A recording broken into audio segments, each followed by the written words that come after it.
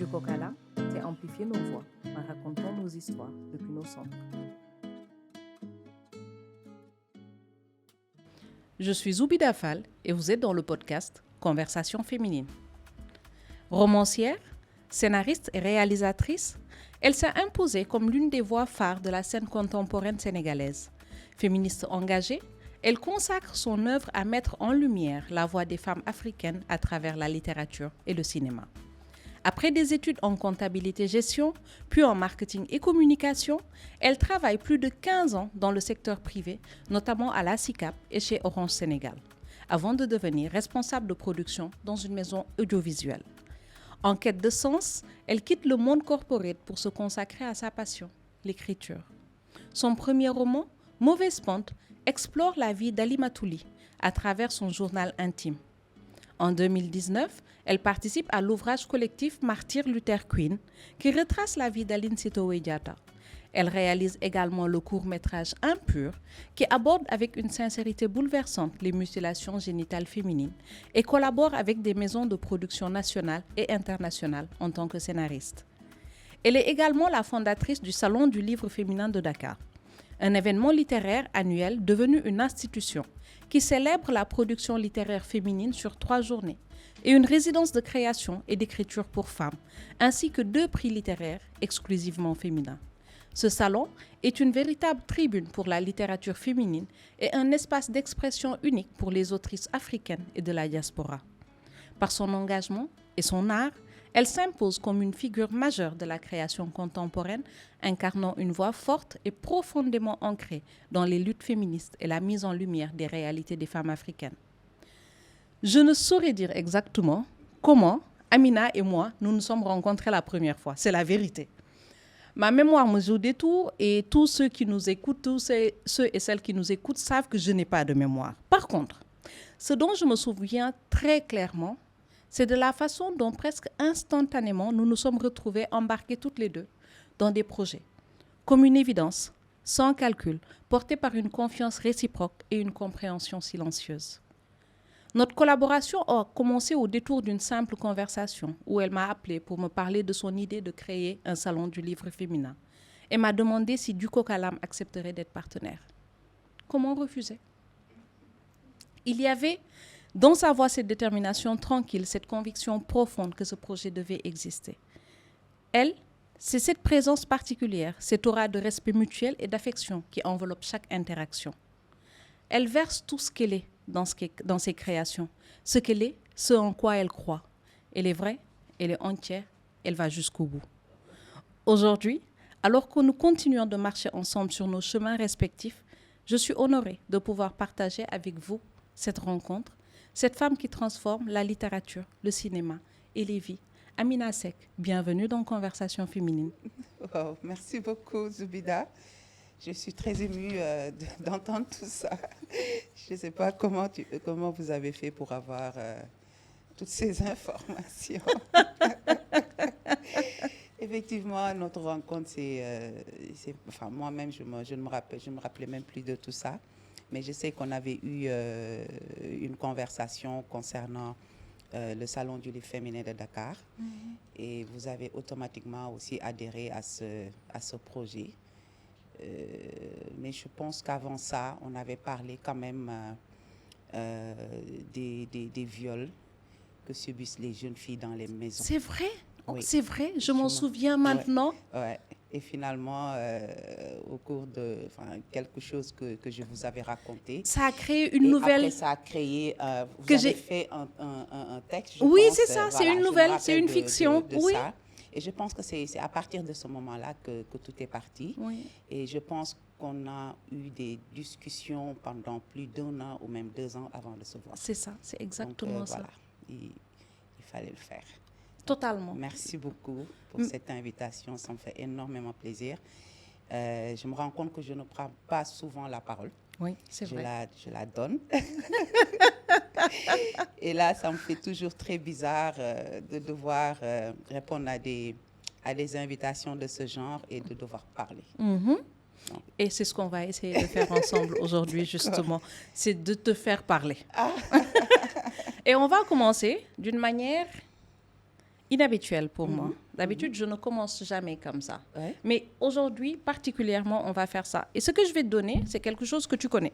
Oui. C'est quelque chose que tu connais parfaitement. Oui. C'est ton livre. Oui. Tiens. Merci. Viens. Oui. Alors, la question juste que je voulais te poser, elle est très simple. En revoyant ce livre, en le revoyant, qu'est-ce que ça te fait? Alors, c'est toujours une très grande fierté. Voilà, c'est toujours une très grande fierté parce que ce livre est écrit au moment où j'étais vraiment au fond du trou. Je venais de faire une reconversion professionnelle. Je dormais la journée et écrivais le soir. Et ce qui a beaucoup inquiété ma famille, parce qu'on ne me connaissait pas comme ça, cette passivité que la famille découvrait en moi. Mais moi, c'était comme un bouée de sauvetage. C'est ce livre-là. C'était même pas un livre, c'était juste des écrits, quelque chose que je mettais sur le papier. Mais je me suis accrochée à cette histoire. C'était pas parti pour être l'histoire d'Ali Matouli. Mais je pense que beaucoup plus déterminée que moi, elle s'est imposée. Et puis voilà, donc je revois ce livre comme une porte qui s'est ouverte à moi au monde des arts. Voilà. Merci beaucoup. Merci pour tes mots. Ouais. Et tu vois, tu parles de ce livre avec énormément d'émotions. Oui, beaucoup. Beaucoup d'émotions. Et ce livre, comme tout ce que tu fais, vient de quelque part. Ouais. Sauf que tout ce qu'on voit de toi, c'est l'aboutissement de ce voyage-là. Tout à fait. Si aujourd'hui je devais te dire qui es-tu, qu'est-ce que tu me répondrais? Alors, qu'est-ce que je vais répondre à ça? C'est vrai qu'à chaque fois que j'écoutais les podcasts, vos invités, excusez-moi. Non, c'est parfait. Voilà, tes invités. C'était toujours, voilà, moi j'étais à l'aise, hein, je les écoutais, j'étais à l'aise et tout. Après, c'est effectivement très compliqué. C'est effectivement très compliqué. Alors, qu'est-ce que je vais dire? Je vais reprendre mon livre d'ailleurs. Tiens, Wow. rends-moi mon livre. Alors, qu'est-ce que je vais dire? Moi, je suis une femme africaine, sénégalaise, dakaroise, de la quarantaine. Je suis musulmane, mourite et féministe, qui est née, qui a grandi à Dakar, qui a fait ses études, qui a travaillé ici, qui travaille aussi, je vis ici. Je pense que c'est à peu près ça. Je suis, comme vous l'avez dit au départ, je suis une personne qui évolue dans le monde des arts depuis presque 15 ans maintenant. Bien sûr, après une reconversion professionnelle très, très, très radicale, je vais dire, parce que quitter le monde de la distribution, de la télécommunication, de la vente, pour se consacrer aux arts dans toute sa globalité. Voilà, c'est ce que je suis, une femme qui évolue dans le milieu des arts pour les femmes. Voilà, je pense que je peux dire ça. Je pense que c'est ça. Tu sais que je vais te pousser. Oui. Tu sais que je vais te pousser. Parce qu'en vrai, ça, c'est ce que tu peux dire à tout le monde. Ouais. Et c'est ce que tu laisses apparaître de toi. Oui. Et qu'est-ce que je dois rajouter? Aujourd'hui, si tu te présentais à ta nièce, est-ce que tu lui dirais que tu es écrivaine et que tu organises des événements Non, parce qu'elle le sait déjà. Oh, d'accord. Maintenant, ta nièce que tu n'as pas connue pendant 20 ans et qui te redécouvre. Ok, qu'est-ce que je vais dire? Ouf. Alors, pour ça, peut-être que je vais... si c'est ma nièce, parce que parfois, je parle à ma nièce de 15 ans, Amsatou. Elle ne sait pas qui nous sommes, en fait, parce qu'elle nous a découvert comme ça, particulièrement moi, très active, qui court un peu partout, qui voyage et tout. Mais une fois, elle était peut-être dans ses doutes d'adolescente et tout. elle me dit, ouais, ma vie ne vaut pas grand-chose. C'est à 15 ans. Et je lui ai parlé un peu de moi à 15 ans. Je venais de découvrir la femme que je suis et j'étais vraiment très fière. Effectivement, à 15 ans, quand j'ai pris conscience de ma féminité, j'ai pris conscience de ce que moi, en tant que jeune fille, jeune femme, ce que je représentais dans la société, je me suis rebellée. Je dis, je ne mérite pas cette vie, je ne mérite pas comment les gens me voient, comment les gens me perçoivent, en commençant par la famille, en commençant par les amis. Et une rebelle est née comme ça, sans armes ni rien, qui devait aussi un peu négocier. Mais l'adolescence ne te donne pas parfois le choix. Et c'est ça, en fait. Donc, je suis cette femme de plus de 40 ans actuellement, qui est passée par plusieurs étapes de sa vie. Enfant, j'étais très calme. J'étais une enfant très, très calme. Pas très studieuse quand même. En primaire, j'étais la seule à avoir de mauvaises notes à la maison et mon père n'arrêtait pas de me dire que j'étais la plus nulle de ses enfants parce que eux, mes frères et mes sœurs, ne sortaient pas des 5 premiers. Si ce n'est pas les premiers, ils ne sortaient jamais des 5 premiers. Et moi, je dépassais les 10. Et donc, c'était non seulement une peine pour mes parents, et aussi qui étaient de très grands intellectuels qui pensaient que les enfants aussi devaient suivre, et que moi, je ne suivais pas. Donc, je suis cette femme aujourd'hui qui, enfant ou bien adolescente, n'a rien fait de ce qu'on lui a demandé de faire. Pas studieuse. J'avais la plus grande gueule, excuse-moi du terme. Oui, oui. J'étais la seule à crier, à dire des choses que les gens n'osaient pas dire à la maison. J'étais la seule à sortir de la maison et revenir tard. J'étais la seule à m'habiller comme je le voulais, comme je le sentais. J'étais la seule à amener beaucoup de monde à la maison. Donc, des copines par-ci, des copains par-là, etc. Et mon père n'aimait pas ça. À la maison, c'est l'école et la maison. Et ce qui est marrant, parce qu'on habitait dans un quartier populaire à Fast-Delorme, où dehors, c'était la Vamboula, c'était tout le temps très animé, puis surtout les vacances, par exemple, même l'année scolaire, hein, parce que quand même, on habitait dans un quartier où la plupart des jeunes, je vais dire des jeunes, des adolescents n'allaient plus à l'école. Mais nous, il fallait aller jusqu'au bout.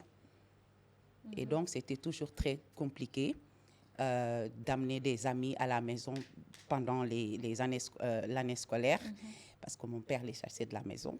Mes enfants vont à l'école, mes enfants étudient, vous n'étudiez pas. Et ça faisait des ennemis après. Dans le quartier, on ne l'appelait pas Toubab. Dans le quartier, il n'était pas, je ne vais pas dire pas aimé, mais bon, il était un peu craint parce que les gens n'osaient pas venir chez lui. Et ce qu'on avait trouvé comme solution durant les vacances, par exemple, la journée puisqu'il allait travailler, on avait nos amis à la maison. Et à 17h, 18h, avant son retour, tout le monde devait rentrer et nous, on devait rester sages. Donc, mais moi, je ne restais plus à la maison. Je sortais, j'allais voir mes amis. J'étais cette jeune fille soif de liberté, de rencontres. J'avais tout le temps besoin de découvrir des choses. Pourquoi? Ça, je ne saurais le dire.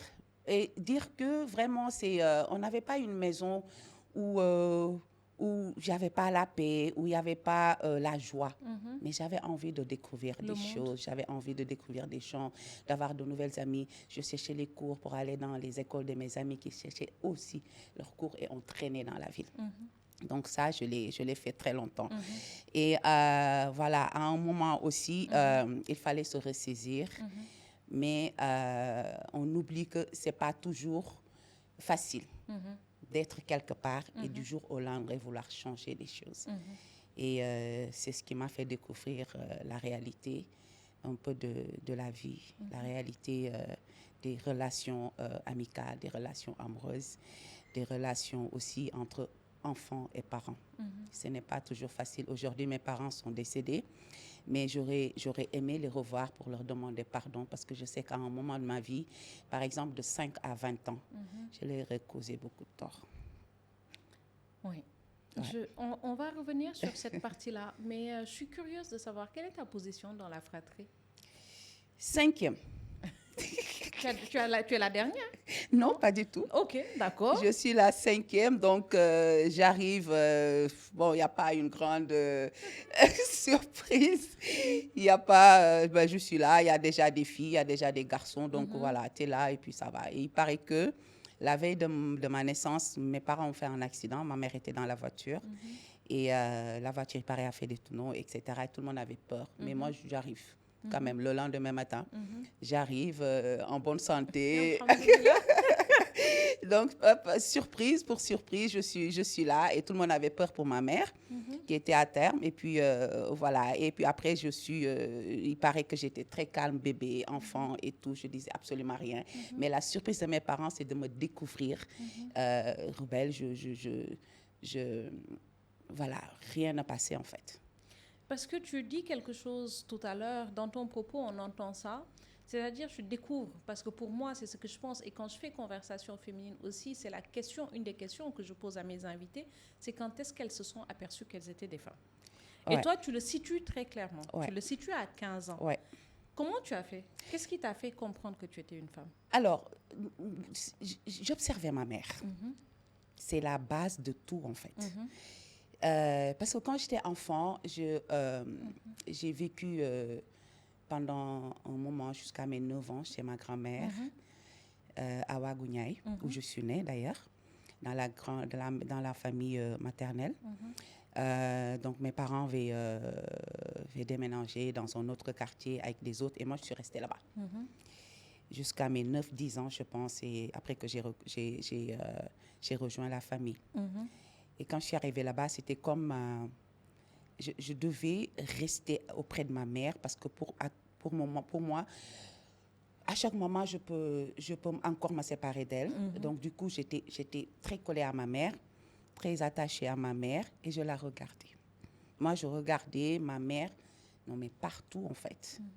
Et comme j'étais aussi une enfant maladive, je suis née asthmatique. J'ai grandi avec ça, et jusqu'à présent d'ailleurs. Et j'étais tout le temps avec elle. On allait à l'hôpital ensemble, et pendant très longtemps pour les traitements.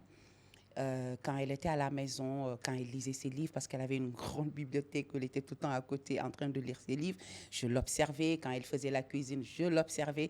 Il y a tout ça. Et moi, je me disais il y a des choses qui manquent, il y a des choses braves comme elle était, belle et comme elle était. Et pour moi, il y a des choses qui... il y a un bonheur qui manque pour elle, pour moi en fait, à l'époque, l'enfant que j'étais.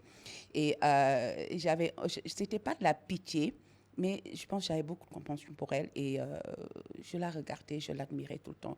Et je voulais aussi, au moment où je la regardais, qu'elle me regarde aussi, qu'elle sache que je la regarde. C'était pour un peu apporter un peu de mon aide ou je sais pas quoi, je sais pas comment je l'appelle. Mais en ce moment-là, je lui dis, écoute, elle travaille beaucoup. Quand elle revient à la maison, elle continue de travailler parce que ma mère, dans la journée, elle était au travail. Elle était cadre au niveau du ministère de la Femme. Et à l'époque, il n'y avait pas de journée continue, donc elle venait midi à midi. Si on n'avait pas de cuisinière, de femme qui s'occupe de la maison, je me rappelle que le matin, elle commençait le repas. Et à midi, elle venait, je ne sais pas comment on le dit en français, elle continuait, elle coupait le gaz en partant. Et au retour, elle venait terminer le repas, on mange rapidement et puis après on retourne à l'école, elle au bureau, mon père également. Et le soir, elle revenait tout le temps avec des sachets pour préparer le dîner. Et je me dis, et les 4 là où elle travaille. Et le soir, même s'il y a la bonne, c'est elle qui prépare. Les dimanches, c'est elle qui prépare. Donc, à chaque moment, je regardais ma mère et je me disais que ce n'était pas normal. Il y a quelque chose qui ne va pas. Pourquoi c'est toujours elle qui doit tout faire et mon père, il est juste là à regarder la télé. Et c'est comme ça que c'est parti. Je dis, moi, je suis une femme, je ne vais pas être comme ça. Et je lui ai dit un jour, elle m'a dit, on verra. Et puis voilà. Donc, c'est en ce moment-là, et je voyais mes frères qui jouaient au football. Nous, on était à la cuisine. Je pense que ça, beaucoup de femmes l'ont vécu. Et puis voilà, et quand on est au début de l'adolescence, notre meilleur ami, c'est le miroir. On se regarde, on se voit, on se plaît. On voit que les seins commencent à se former, hein, les formes et tout. On regarde notre visage, on se trouve joli, etc., etc. Et là, je prends conscience. Que je suis une femme, je suis belle. Je suis une jeune fille, je suis belle et tout. Je sais faire la cuisine, je sais faire des choses. Même si je n'ai pas de très bonnes notes à l'école, j'étudie encore, je passe des classes, etc. Et aussi à travers ma mère, j'étais vraiment ravie en fait. Sauf que je ne voulais pas faire tout ce qu'elle était en train de faire. Voilà. Je comprends, j'entends ça parfaitement.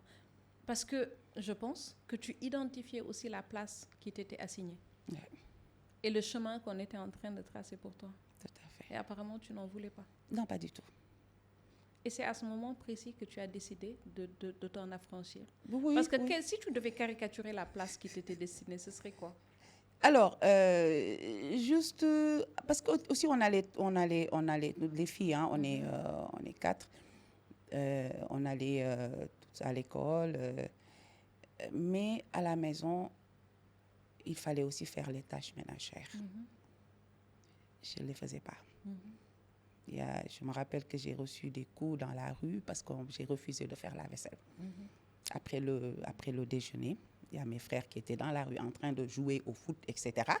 Et moi, je devais faire la vaisselle. J'ai dit non. Et j'ai reçu des coups. C'était pas... Ça m'a énervée. Excusez-moi. Ça m'a beaucoup énervée. Non seulement qu'on m'impose de faire la vaisselle à l'époque, et qu'après, je reçois des coups. Et j'ai dit non, je ne vais pas le faire. Et jusque-là, hein, ça fait plus de 3 ans que je n'ai pas fait la cuisine. Je ne me rappelle même pas la dernière fois que j'ai fait la cuisine. Pour la famille, hein.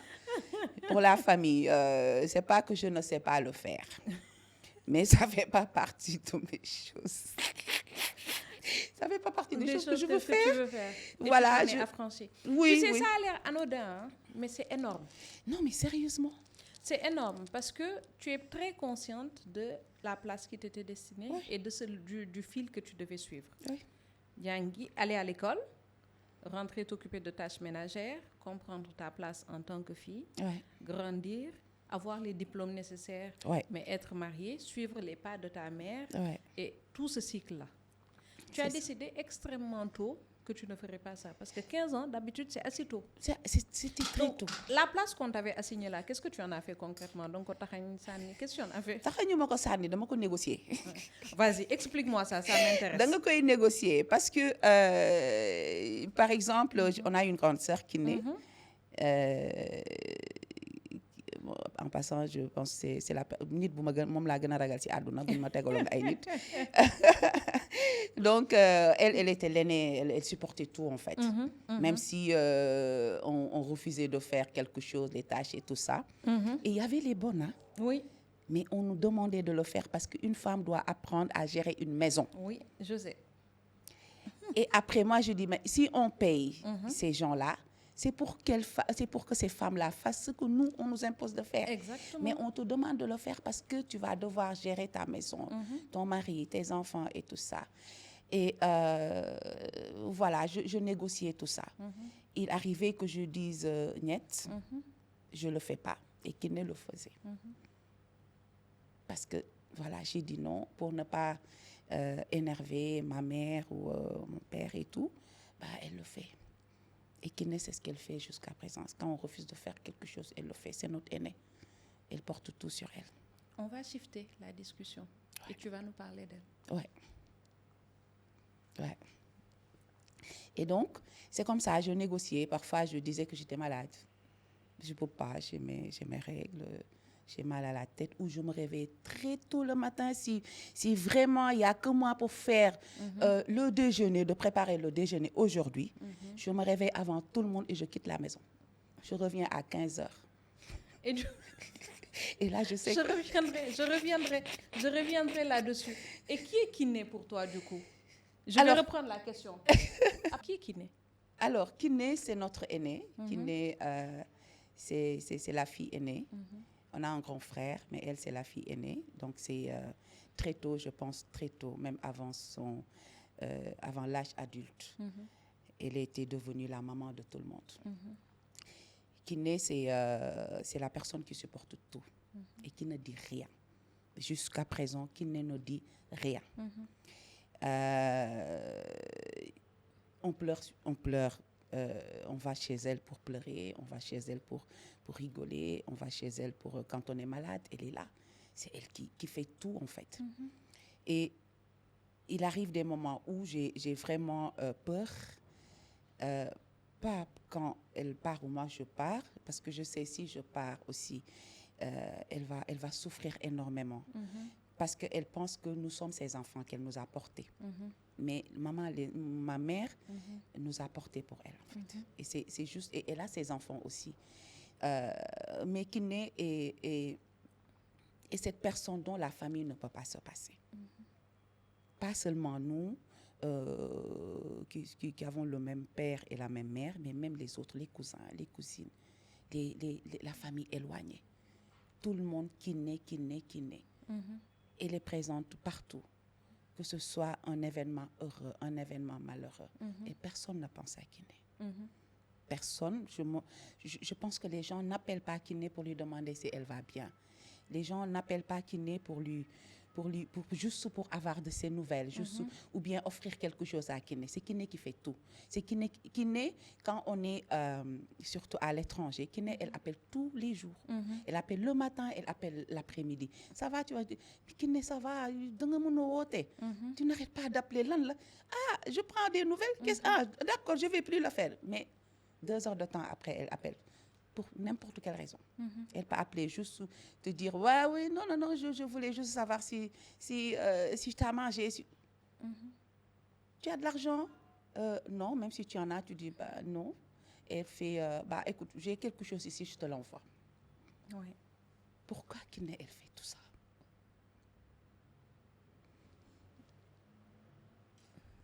Et personne ne se soucie de Kiné. Personne ne se soucie de Kiné. Moi en premier. Tout à l'heure, en venant ici, je l'ai appelée. Je suis passée à la banque. Il y avait énormément de monde. Je ne voulais pas rater le rendez-vous. Je l'ai appelée pour qu'elle m'envoie de l'argent pour que je prenne le taxi pour venir. Elle pouvait me dire non, elle a des enfants, elle a des charges, elle a beaucoup de charges, etc. Mais Kiné, elle répond toujours oui. Il n'y a pas de non. Et même si elle te dit non sur le coup, elle te rappelle pour te dire, OK, la prochaine fois, je ne fais pas. Oui. Mais elle le fait. Je comprends ça. Hein? Je comprends très, très, très bien ce que tu es en train de dire. C'est juste incroyable. Pour moi, c'est... s'il n'y avait pas Kiné, j'allais devenir folle, en fait, dans cette vie. Je ne parle pas seulement de mes activités ou quoi que ce soit. Est-ce qu'il y a des choses aujourd'hui que tu aurais aimé lui dire et que tu ne lui as jamais dites en vrai? Que je l'aime énormément. Que je l'aime énormément et qu'elle pense à elle aussi de temps en temps. Qu'elle pense à elle, qu'elle prenne soin d'elle-même. Qu'elle soit, même si c'est juste une journée, qu'elle soit égoïste et qu'elle soit radicale dans ça. Qu'elle se dit, moi aussi j'ai une vie, moi aussi j'ai mes plaisirs, moi aussi j'ai des choses à aimer et à détester, et vous n'êtes pas le centre de mon monde. Que nous, ses frères et ses sœurs, nous ne sommes pas le centre. J'avais prévu une question pour toi, pour t'obliger à réfléchir et à penser tes privilèges. Mais sauf que je pense que tu as déjà fait ça. Parce que moi, cette vérité-là, elle m'a l'air super évidente et tu l'as dite toi-même. Aujourd'hui, tu as pu être ce que tu souhaitais être, il me semble, parce qu'il y a eu Kiné, en fait. Ouais.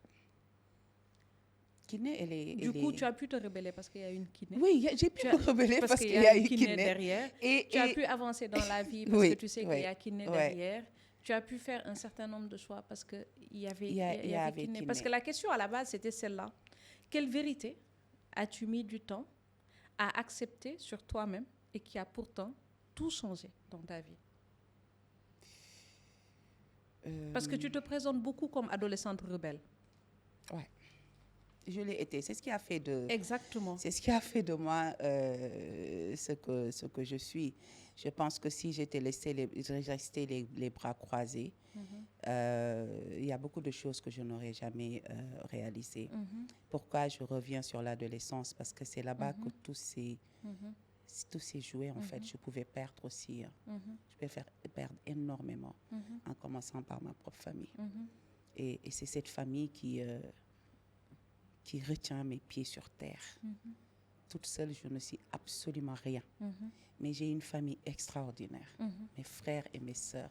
Et c'est des gens qui me portent. Je débarque à la maison avec des projets, avec mes folies, avec mon sale caractère. En passant, on me reproche d'avoir un très sale caractère. Et je débarque là-bas, je crie dans la maison, je fais ce que je veux. Et les gens me portent, les gens me comprennent. Si je n'avais pas cette famille-là, qui est vraiment extraordinaire, non mais extraordinaire, je ne serais absolument rien. Toute seule, je n'y arriverais pas. Parce que malgré mes bêtises, malgré mes écarts, en fait, j'ai fait énormément de bêtises, j'ai fait énormément de bêtises. Mais c'est des gens qui étaient toujours là. Il y en a qui peuvent rester une année sans m'adresser la parole. Mais après, il y a toujours cet amour profond qui est toujours là.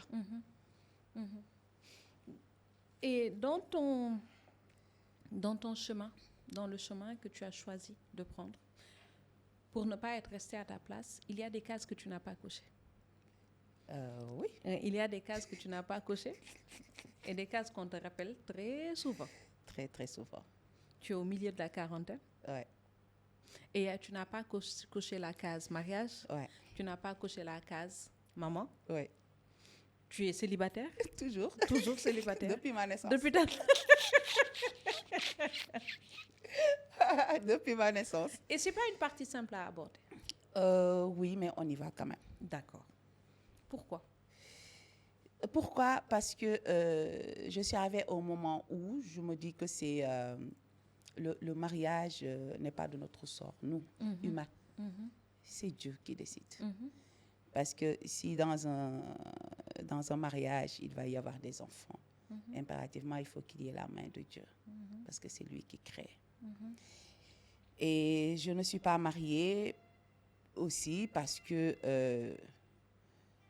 je n'ai pas encore trouvé. Je ne cherche pas, mais je n'ai pas encore trouvé cette volonté ou bien cette chose, je ne sais pas c'est quoi exactement, comment le dire, pour vraiment m'investir. Tu sais que tu as décidé de répondre à cette question de manière spirituelle, parce que d'habitude, c'est ce qu'on fait. C'est plus simple, en règle générale. On n'entre pas dans les détails. On dit « Yalla dogal logu ko, bés bu ko dogalé mu ñëw ». Mais je ne suis pas dans ça, en fait. On sait que c'est plus complexe que ça. C'est plus complexe que ça, parce que j'ai atteint le pic. C'est-à-dire, il y a très longtemps que je ne réponds plus à ce genre de questions, parce que je réponds aujourd'hui parce que c'est différent. Mais je sens qu'il y a beaucoup de bienveillance dans la question. Mais la plupart du temps, les gens qui me posent cette question-là, c'est pour me rappeler que je ne fais pas partie des leurs. C'est me rappeler que j'ai raté quelque chose, que je suis en train de rater quelque chose. En commençant par les amis avec qui j'ai grandi, par exemple, avec qui je suis restée pendant très, très, très longtemps, entre amis, avec qui j'ai grandi, quoi. Donc, quand on a débuté, je vais dire, les petites amourettes là, et qu'aujourd'hui, il y en a qui ont donné en mariage leur enfant, alors que j'ai même assisté au mariage de la mère. C'est toujours « Ah ouais, yow yaa ngi taxawal ba léegi amoo jëkkër kenn nobu la daal » des trucs comme ça. Je ne réponds plus à ces questions. Et aussi, j'ai pris aussi la décision, même si c'est la famille, de ne plus aller à des cérémonies de mariage. C'est pas que j'ai peur de répondre, mais je n'ai plus envie. J'ai atteint un pic. Parce qu'il arrive des choses dans la vie, que ce soit dans la vie amoureuse ou amicale, tu as tellement bavé, tu en as tellement souffert. il y a eu tellement de frustration que si quelque chose arrive, tu sais reconnaître les paroles, cette méchanceté-là, tu sais reconnaître cette hypocrisie-là, alors je ne réponds plus. Oui. Je ne réponds plus. Et c'est en réfléchissant. Parce qu'il y a eu des tentatives de mariage qui ont échoué et qui ont fait très mal. Mais c'est après que je me dis, c'est pour ça que je convoque Dieu. Parce que s'il y a des choses qui sont très claires et que c'est une question de jour et que ça n'arrive pas, ce n'est ni moi, ce n'est ni l'autre, c'est Allah qui décide. Je me marie, ok, là où j'en suis là, arrivé. Je me marie, ok. Je ne me marie pas, ok. Si être marié, c'est avoir une maison ou avoir quelqu'un qui paye les factures. Yàlla mi ngi may jàppale. J'y arrive. Si c'est pour être heureuse, je le suis à ma manière. Bien qu'il y a une solitude, mais j'ai une famille. J'ai une famille qui est là.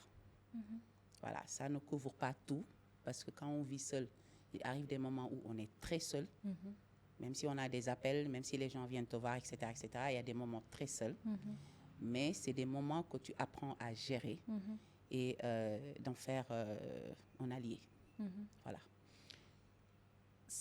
Tu règles la question du couple sans évoquer un désir de maternité, s'il existe ou pas. Et je sais qu'au Sénégal, c'est quelque chose qui est extrêmement difficile, c'est-à-dire de combler ce désir de maternité-là toute seule.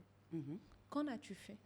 Alors, d'abord, moi, j'ai compris bien après que un enfant ne fait pas partie du contrat de mariage. Pas forcément. Il y a énormément de couples qui n'ont pas d'enfants. Alors, après, comme je le disais à ma mère, paix à son âme, que si j'arrive à 30 ans, 35 ans, si je n'ai pas d'enfant, je vais me faire un enfant dehors. Et elle me dit, ce sera ta vie. Elle était très libre dans ses pensées. Ah, ce sera ta vie. De toute façon, ce sera mon petit-fils ou bien ma petite-fille. Mais après, il va falloir assumer. Il faut assumer, savoir assumer. Et après, tu dis, d'accord, mais s'il y a personne pour te faire un enfant, tu n'auras pas d'enfant. L'enfant, là, ça ne vient pas seul. Hein. Ça ne se fait pas seul. Donc, il y a toujours... il doit toujours y avoir quelqu'un à côté. Et voilà, c'est comme ça, en fait. Je suis célibataire à plus de 40 ans. J'en ai entendu, j'en ai vu énormément de choses venant des proches. Donc, c'est devenu comme une très belle chanson qui me rappelle que, avec ou sans, j'existe encore. Voilà. Il y a quelque chose que tu as évoqué qui est très douloureux pour toi, mais qui font partie aussi de ces choses qui participent qui t'ont aidé à être la femme que tu es. Tu as subi beaucoup de pertes ces dernières années. Ouais. Et des fois, il y a des moments suspendus. Tu as perdu ton père, ta mère, ton père, ta sœur. Tu as enchaîné ces événements-là. Comment fait-on son deuil? Parce que je suis aussi dans cette logique. Je te comprends. On ne fait pas de deuil pour moi. Il n'y a pas de deuil, en fait. Je pense que c'est un mot qui est créé pour espérer, enfin, pour nous faire espérer, nous qui avons perdu des proches, que ça va aller. Pour moi, ce n'est pas vrai. Il y a toujours cette douleur-là. Et moi, j'ai commencé avec ce dont j'avais très peur, perdre ma mère. Ma mère est restée malade pendant 13 ans. J'ai pleuré ma mère des années et des années avant son départ. Et je pars en voyage 2 jours, elle part, comme ça. Et ça a été très douloureux parce que moi, je vois la perte de ma mère comme une plaie ouverte, en fait.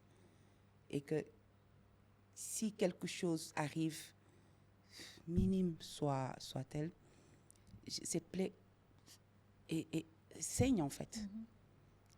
Et après, 6 mois après son départ, pendant qu'on était en train de réapprendre à vivre sans maman, de réapprendre à vivre même si on s'est séparés de la douleur, de la maladie de ma mère, qui a assez duré quand même, on réapprenait à vivre, à se rapprocher de notre père qui était aussi très dévasté par la perte de ma mère. Il dort, il ne se réveille pas. Un soir, comme ça. Les gens, parce qu'ils se réveillaient toujours très tôt pour aller acheter du pain, etc., bah, il ne s'est pas réveillé du tout. Et c'est comme ça qu'il est parti. On ne s'y attendait pas. OK, c'est bon, maman n'est plus là, papa n'est plus là. C'est douloureux, mais bon, on est de grandes personnes, on est soudés, on est des frères et des sœurs qui s'aiment énormément. Bah, 4 mois après, il y a la cadette qui part. Moi, je ne sais pas pour les autres, mais moi, c'est mon monde qui a complètement viré à autre chose, en fait. Et Fa, que j'ai vu bébé le premier jour de sa naissance, ça fait 39 ans aujourd'hui, le 30 mai, j'avais 10 ans, quelque chose comme ça. Je descends de l'école, mon père qui vient nous prendre à l'école, il nous amène à l'hôpital. On a un bébé quoi, à la maison. Enfin, c'était mon bébé en fait. Jusqu'à ce que... on a tout fêté ensemble. Ses anniversaires, son mariage, les baptêmes de ses enfants, etc. etc. Et Fa se réveille un matin, puis elle est partie aussi. Et avec tout ça, je me dis, bah, il y a rien, absolument rien dans cette vie qui vaut qu'on se déteste, qu'on soit des ennemis, qu'on souhaite le mal à quelqu'un. Si Dieu nous prend les meilleurs d'entre nous, bah, on est quoi dans cette vie? On n'est absolument rien. Rien du tout. Absolument rien. Et le décès de Fa m'a transformée en fait. Le décès de Fa m'a, je ne vais pas dire détruire, mais en fait, je pense que cette séparation, cette disparition-là a enlevé beaucoup de choses en moi. Que ce soit des choses bien ou bien des choses qui n'étaient pas bien en moi. Mais je suis là, en fait. Je supporte cette douleur qui est toujours là. Aujourd'hui, c'est son anniversaire. Elle devait avoir 39 ans. Elle n'a même pas 40 ans, la petite. Même pas 40 ans, quoi. Elle part et nous laisse des enfants, un mari dévasté. Mais moi, tout a changé, en fait. Même mon regard envers même les personnes qui ne me parlent plus. Parce qu'il y en a énormément. Même les personnes qui ne me parlent plus, que je rencontre de temps en temps, mon regard a changé. Je n'ai aucune envie de les voir partir et de devoir être désolée ou je ne sais quoi, comment le dire, de n'avoir pas pu leur demander pardon, de n'avoir pas pu leur dire peut-être merci, un petit merci ou bien un regard bienveillant. Ça, les choses ont changé, vraiment. Si je suis devenue une autre personne, je pensais que perdre une mère était la pire chose qui puisse arriver, mais perdre sa petite sœur, c'est terrible en fait. Merci. Merci, c'est juste tout terrible en fait. Moi, je m'en remets toujours pas. Je comprends, parce que enfin, on nous demande en règle générale de passer à autre chose très vite. On ne peut pas passer à autre chose. Et puis, l'autre chose que j'ai remarqué, c'est que après les jours après les obsèques, bah, c'est comme si on t'interdit de pleurer en public. C'est exactement ça. Tu peux pleurer au moment où tout le monde est là, pendant qu'on est en train de préparer le défunt, pendant qu'on est quand tout le monde est là, en fait. Quand là, tout le monde est là, mais après, 8 jours après, 40 jours après, bah non. C'est comme si on t'interroge. Mais non, arrête de pleurer, ça va maintenant. Ça ne va pas. Non, ça ne va pas.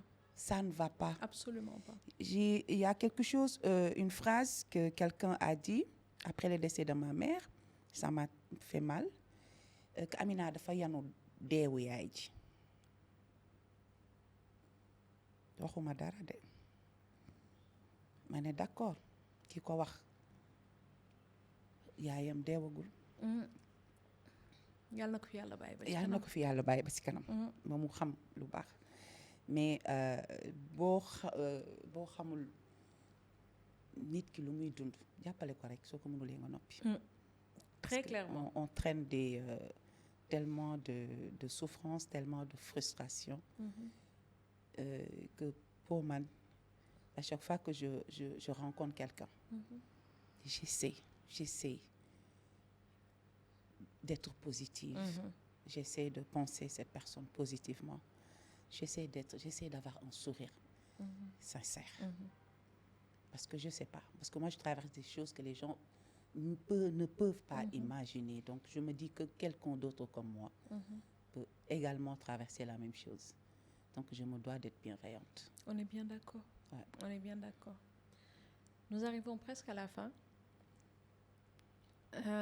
Tu m'as remué avec l'histoire de Dangayanou Sadeo Yahu. On arrive à la fin et on a parcouru ensemble un petit peu les choix que tu as fait dans ta vie. Parmi ces choix-là, de ne pas cocher les cases, de ne pas tout le temps être à l'endroit où on veut que tu sois, où on prévoit que tu sois. Et du coup, je t'ai vu, en tout cas ces quelques années, créer la place où tu voulais être. Et la question que je voulais te poser, c'est de savoir si aujourd'hui tu es à ta place. Alors, avant de répondre à cette question, j'aimerais dire quelque chose. Parce qu'après les études secondaires, moi, j'ai voulu aller à l'école des beaux-arts. À l'époque, c'était en 96. Et on me l'a refusé. Et donc, j'avais arrêté les études parce que pour moi, faire autre chose que le milieu des arts, c'est ne pas faire ce que je veux. Mais des années plus tard, 2 ans plus tard, j'ai été obligée de presque supplier mon père de reprendre les études. Donc, du coup, c'était la comptabilité gestion. Jusqu'à présent, je ne peux pas te dire un numéro de compte parce que j'y allais pour lui. Et après, j'ai commencé à travailler des années plus tard. J'ai repris les études parce que il fallait quand même échelonner dans le monde du travail. Donc, refaire des études et avoir un très bon boulot, ça, je me rappelle, un très bon salaire à l'époque. Mais et j'étais pas à ma place à l'époque. Je stressais, j'angoissais, il y avait tellement de choses qui n'allaient pas.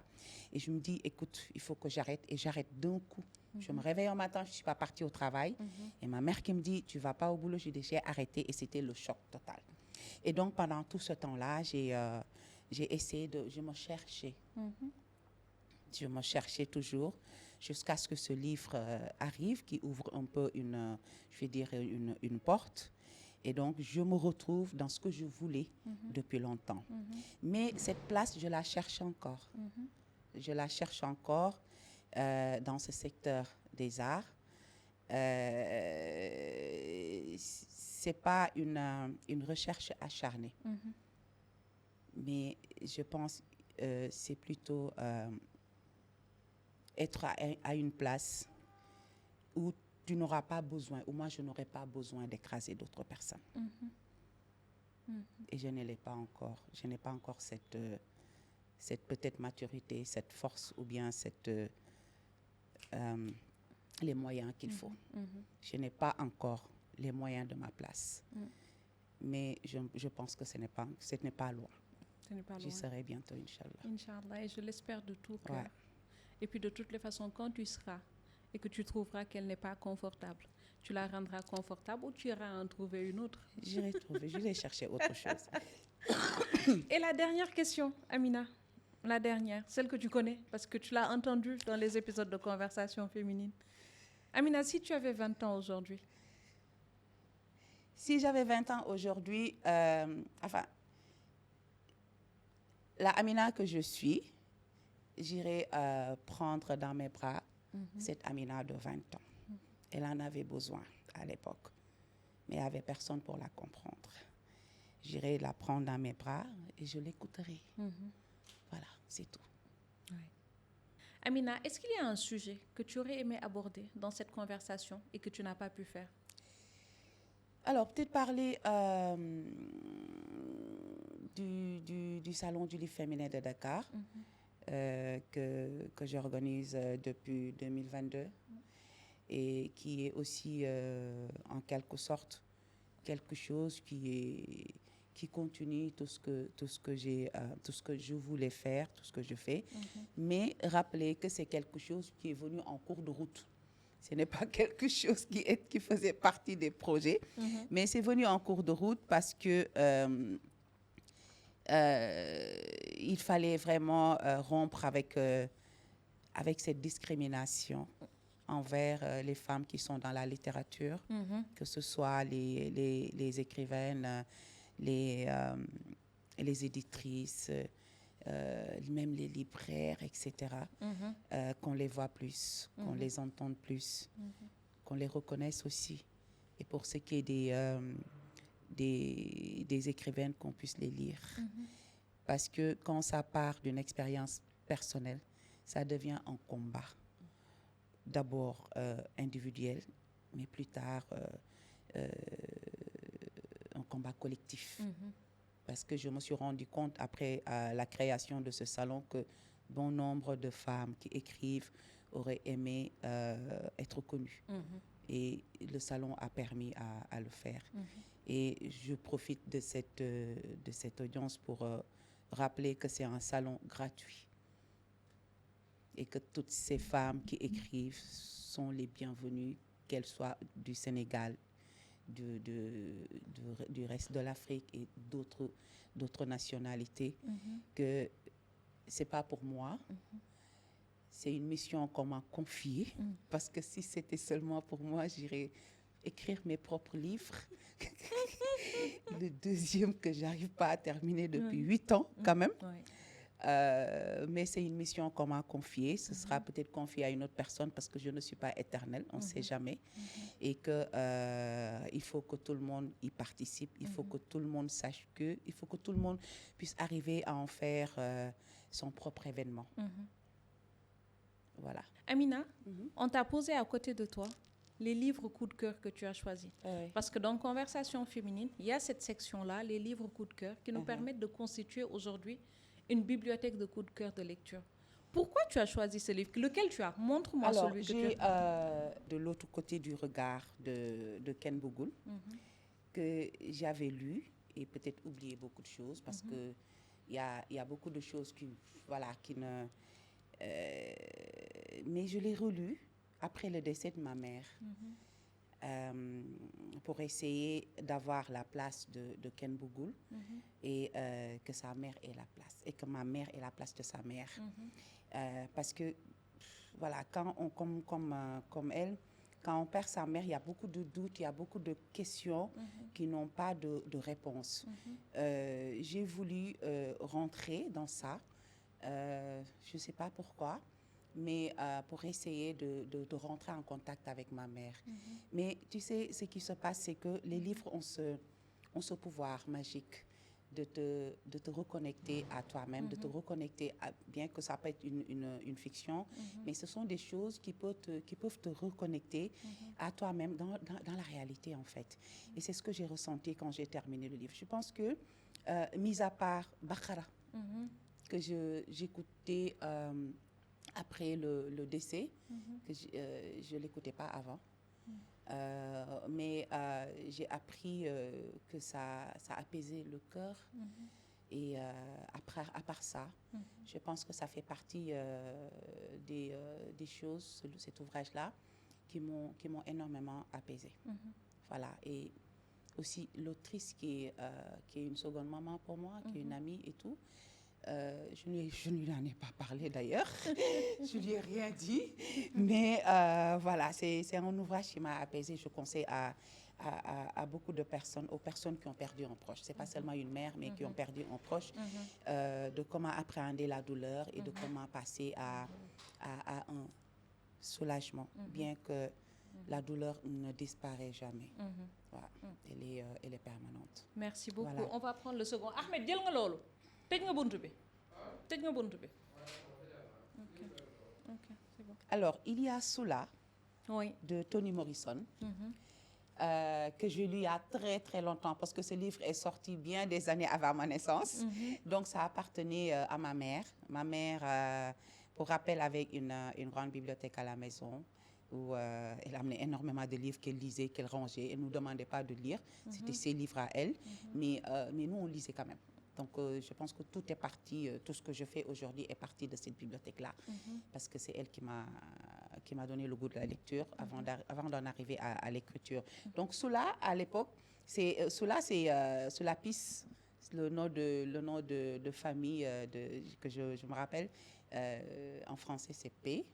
Donc, c'est une personne très libre, qui a appris à être libre, qui a appris à se faire toute seule. Donc, du coup, moi, je me voyais un peu en elle, en fait. Je pense que je l'ai lu quand j'avais 16 ou 17 ans, quelque chose comme ça. Et c'est quelque chose aussi qui m'a énormément manqué. Je pense que c'est le seul livre de Toni Morrison que j'ai lu. Je n'ai pas lu les autres. On ne peut pas tout lire. Donc, je n'ai pas lu les autres. C'est le seul livre de Toni Morrison. Et ça m'est resté, en fait. C'est-à-dire, il y a de ces ouvrages que tu lis d'un auteur ou bien d'une autrice. Quand ça finit, tu as peur d'entamer une autre lecture, une autre œuvre de l'auteur. Voilà, ça m'arrive très souvent. Et parfois, je préfère rester sur... mais je vais quand même peut-être lire les autres. Mais ça, c'est un ouvrage qui m'a beaucoup marqué. De l'amour, de l'amitié, de la rébellion, de la liberté. Oui, beaucoup de liberté, beaucoup d'amour. Donc, ça m'a énormément marqué à l'époque où moi, j'avais 16-17 ans. Voilà. Merci beaucoup, Amina. Et on passe au dernier. Alors, le dernier, je pense que c'est... oui, les murailles de terre, plutôt. J'avais lu, il y a des lectures rapides. Tu le fais parce que, voilà, on te parle de l'auteur, de l'autrice. Quand on est jeune, nous, dans notre milieu à l'époque, ouais, je lis des livres, je lis telle personne, etc. Mais c'était rapide et après, tu peux oublier. Mais j'ai relu Ségou grâce à Asietou Penda Diop, qui était très fan de Maryse Condé, Asietou que nous avons perdu en janvier 2024, 2 semaines après ma petite sœur. Donc, ça a été un choc énorme. Asietou m'a fait aimer Maryse Condé et j'ai relu. Et j'aime les grandes histoires, en fait, les histoires qui datent des siècles et tout. Et j'étais absorbée. Alors, après, tu découvres l'immensité de... comment dire la qualité de l'écriture. Tu constates de la grande générosité de l'autrice, et même pour ses autres ouvrages. Mais ça, par exemple, c'est quelque chose qui m'a, pour 2 raisons, qui m'a marqué pour l'histoire, la mémoire, mais depuis le décès d'Asietou pour Asietou. Voilà. Tu me mets dans un état d'émotion particulier. Oui, parce que Asietou aussi, c'est quelqu'un que je parle plus. Je parle plus d'elle parce que, voilà, je n'y arrive pas souvent. C'est aussi une perte énorme. Quand comme je dis souvent, so xamulé dé, ku dé nga joy. Mais il y a des gens qui xam ne bu ñu la jegee, bu ñu deewee tout ce qui est, en fait, dootoo xamati fan ngay yuuxoo, da ngay mujj muuma. Loolu moo ma dal si Asietou Penda Diop. Voilà. Asietou, je peux pas la voir adulte. Man Asietou bi ma xam xale la. Xale bu ndaw la. maa seeg sama petite sœur. ma wax leen di jëli ñoom ñaar ñëpp ma ànd ak sama petite sœur ñu taxaw seen buntu kër récupérer ko mu dem jàngi école. Donc moi, quand j'ai revu Asietou adulte, man Asietou ba léegi, et comme je regarde ma petite sœur, qui est une adulte maintenant. Tout à fait. Mais je revois toujours, je revois les petites filles et je ne lui fais pas non plus. Tout à fait. Yàlla nañu yàlla defal ñun ñëpp may nu xolu muñ. Waaw, ñu sante ko yàlla bu baax. À présent, je vais faire une pause pour vous parler de Plume du Monde. La librairie. Cette librairie de quartier, comme elle se faisait appeler, qui depuis des années à présent nous réconcilie avec le monde du livre, ses amoureux, ses habitués et ses flemmards qui, comme moi, restent dans le confort de leur monde et passent ce coup de fil pour commander un livre. Plume du Monde, c'est plus qu'une librairie. Plume du Monde, c'est plus qu'une librairie. Oui, c'est un café aussi maintenant. c'est encore plus que ça. C'est un moment. Une expérience hors du temps qui ressource et met du baume au cœur. Je ne pourrai jamais les remercier assez pour leur accompagnement et leur soutien. Vous recherchez des livres, qu'ils soient neufs ou d'occasion, un café, un coup de vent ou pour un moment de détente, des conversations avec des amis ou des inconnus ou des auteurs venant du monde entier. Plume du Monde est l'endroit pour vous. Leur nouvelle adresse, SICAP Liberté 3, rue Libre 226, Dakar, Sénégal, 77 794 97 89. Merci aussi à Mode by Kiatou de Rouguidja qui depuis une quinzaine d'années maintenant m'habille pour toutes les occasions. Supportant mes caprices et mes demandes de dernière minute, Rougui est joignable au 77 391 90 90 et je ne peux pas conclure sans dire merci. Merci à Fatou Pouy ou Fifi ou Fatou avec 2 O comme on l'appelle. Merci d'être ce soutien de l'ombre et cette paire d'oreilles qui ne rate aucune conversation et ce depuis le premier jour. Merci Amina. Merci d'avoir accepté de participer à cet épisode de Conversation féminine. Merci beaucoup. Merci beaucoup. Merci à toi. Je suis très ravie. Je n'ai pas pleuré, c'est bien. C'est très bien. On y est arrivé. On n'a pas pleuré.